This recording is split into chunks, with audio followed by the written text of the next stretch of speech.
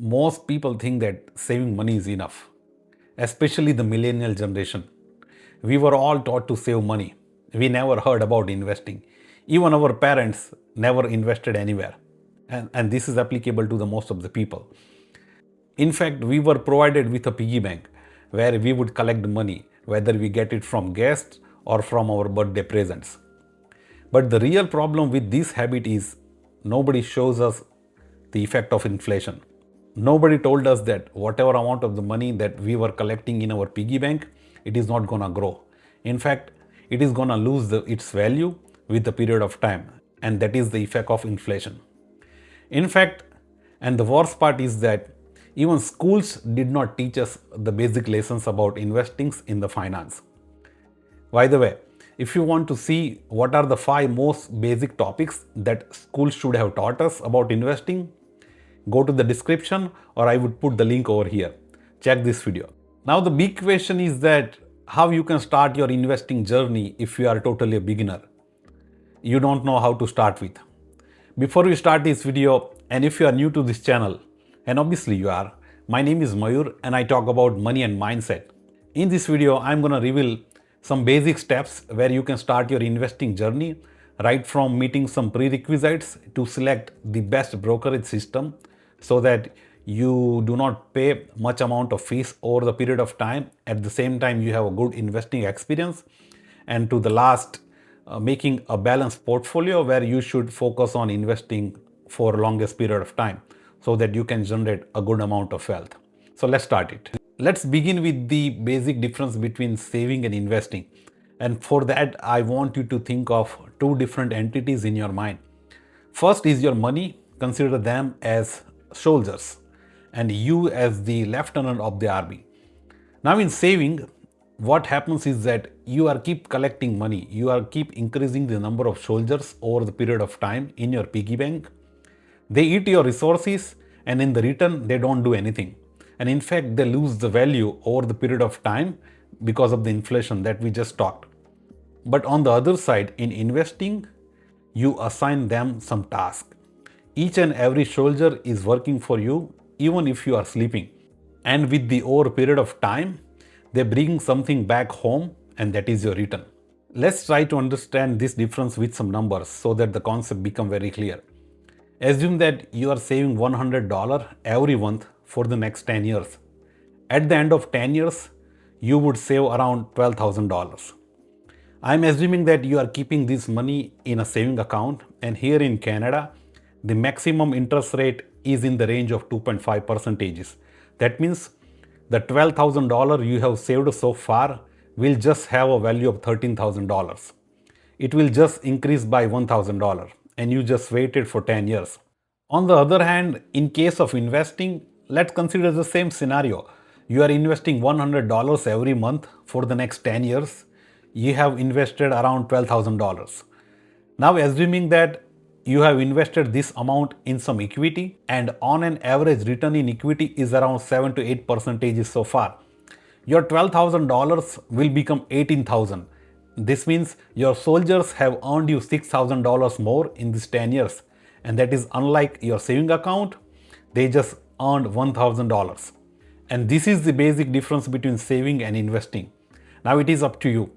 Which soldiers would you prefer? The sleepy guards or the conquering commandos?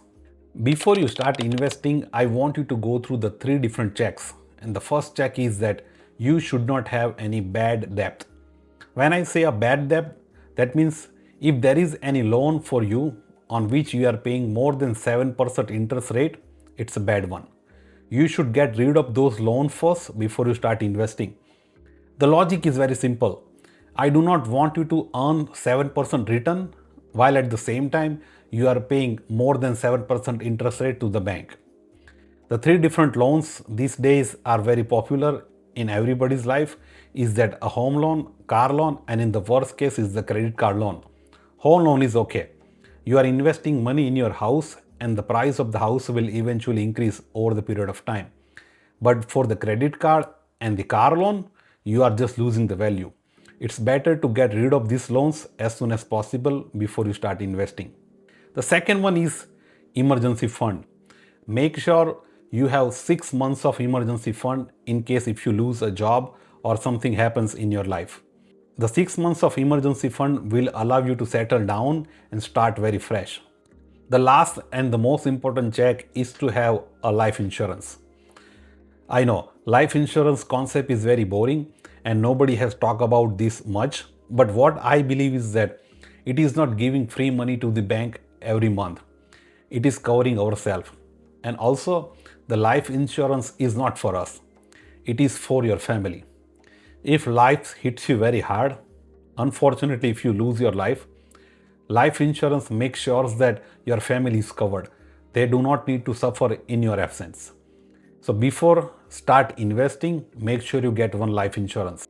Now we have the concept of investing is very clear and we know where can we start investing. Most important question comes to everybody's mind is that how much to invest.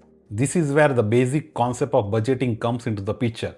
You might have heard about this 50, 30 and 20 rule, where it says that 50% of your income should go to your needs, 30% to your wants and 20% to the investments. I know this is a kind of very basic and confusing at times, but once you start doing it, it becomes very easy. And in order to see this number, the one thing that you need to start is to note down each and every expense. Once you start noting down, you know where is your money going on and you will come to know how much money you are left with at the end of the month. And this is the best start to do. Let's try to understand this concept with some numbers. The data says that the net monthly average salary in Canada is $4,000. And according to the rule of 50, 30 and 20, you should invest at least $800 if you want to generate adequate amount of the wealth over the period of the time. But this is not the necessary. How would you begin? If I would be you, I would invest at least $100 in the beginning, just to keep myself in some pace, and once I get enough confidence, I would start matching this number. You are ready for investing. You have met all these 3 requisites and you also know that how much you can invest. The first step in investing is to open a brokerage account. Why do you need it?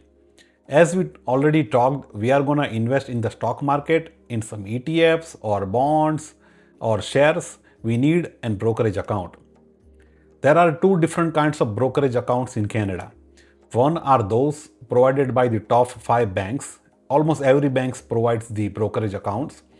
And the others are the private financial institutes like Wealthsimple or Questrade. As I said, there are many brokerage accounts across Canada. I prefer to invest through Wealthsimple. It is free, modern, and it is very user-friendly, especially for beginners. I pay $0 to buy Canadian stocks, ETFs, and bonds. However, I pay $10 to invest in US stocks and US bonds. As compared to other brokerage accounts, I still prefer Wealthsimple because of its affordability. If you want to open a Wealthsimple account and get some welcome bonus, the link is in the description box. It is very easy to set up. Once you are set up with the brokerage account, it's time to open the 3 different Razor boxes. Yes, 3 different investment accounts which are supported by the Canadian government. Let's simplify those. You might have heard of TFSA, RRSP and FHSA. TFSA stands for tax-free saving account, and the most important characteristic of this account is that whatever money that has been grown in this account, and if you withdraw it, it is totally tax-free. That means the government will not imply the tax on this growth. If you invest $10,000 in 10 years, and at the end of 10 years, your money is worth of $16,000. That means it is grown by $6,000. Once you withdraw this amount, you won't get taxed on this $6,000. This is totally free money. The second treasure box is called RRSP. It stands for Register Retirement Saving Plan. The individual characteristic of this account is that whatever amount you invest in this account will get deducted from your total tax. For example, if you earn $100,000 per year and you invest $10,000, your total taxable income becomes $90,000. That means you do not pay the income tax on that $10,000 that you have invested in RRSP. The last treasure box I want you to open is FHSA, first house saving account. The main characteristic of this account is that it allows you to invest up to $8,000 per year and for 5 years. That means every year you can reduce your taxable income by $8,000, and over the span of 5 years you can reduce your taxable income by $40,000. And the best thing about this account is that if you use this $40,000 to buy your first house as a down payment, you will not have to pay any tax on this. That means you saved $40,000 plus marginal tax refund that you get every year by investing through this account. You might have heard a saying about the investment: greater the risk, greater the return. Investment comes with the risk, and you must do the risk assessment of yourself before starting the investment. I use the rule of 100. Assume you are 35-year-old, how much risk you should take, and the number comes at 65. I would allocate 65% of my investable amount to the high risk portfolios, and the rest 35% of the investable amount should go to the safer and secure portfolios. For example, the government bonds and GICs. The reason is very clear. Since you are young, you can take the more risk and you have enough time to mitigate the risk if there is a volatility into the stock market. If this is the case, your 35% of the money is well secured while you are taking the risk of investing 65% into the market. Now, as a beginner investor, you might be confused that which company to invest in, and I had the same case when I had started investing. And this is why rather than buying an individual stock, I buy ETFs. ETFs are known as exchange traded fund. That means this fund is governed by a particular company. We give our money to that company and that company invests in different stocks. Here I am assuming that your monthly income is $4,000, and that's why according to the 50-30-20 rule, your investable amount becomes $800. I would invest 40% of this $800, that is equivalent to $320, into the US stocks. Now, rather than choosing one or two stocks, I would use VFV ETF. That's a Canadian ETF, but that invests into the top 500 companies across the US. That's why your portfolio for VFV is diversified from the high risk to the medium risk companies. 30% of the $800, that is $240, I would invest in Canada. And for that, I use XIC ETF that invests across the top companies in Canada. Since we also wanted to keep some of the investment amount to the safer side, I would invest in golds or other commodity. I would allocate 15% of that $800, that is equivalent to $120, in a gold ETF. I use CGL ETF for this. This company buys physical gold and I give money to this company to give me a portion in that gold purchase. Considering you are a very young investors and adding some spices in your investment portfolio, I would allocate 10% of this $800 towards the Bitcoin, since it is a hype these days going on. There are many Bitcoin ETFs across the market, you can Google it. And since I want to diversify my portfolio, considering your age is very young, you have enough time to buy your first house, but at the same time, you do not want to miss the real estate, I would invest 5% of my $800, that is equivalent to $40, in some REITs. REIT companies invest in the real estate and we give our money to REIT companies to invest on our behalf rather than buying a physical house. Now, if you analyze this portfolio, it is having some of the investment amount towards the high risk, for example, in the US and the Canadian stock market. At the same time, some of the amounts is diverted towards some safer investment options like gold ETFs and REITs. Enough to start your investing journey. If you start today, your money will start working from you from tomorrow. But if you don't, you will keep working for your money forever.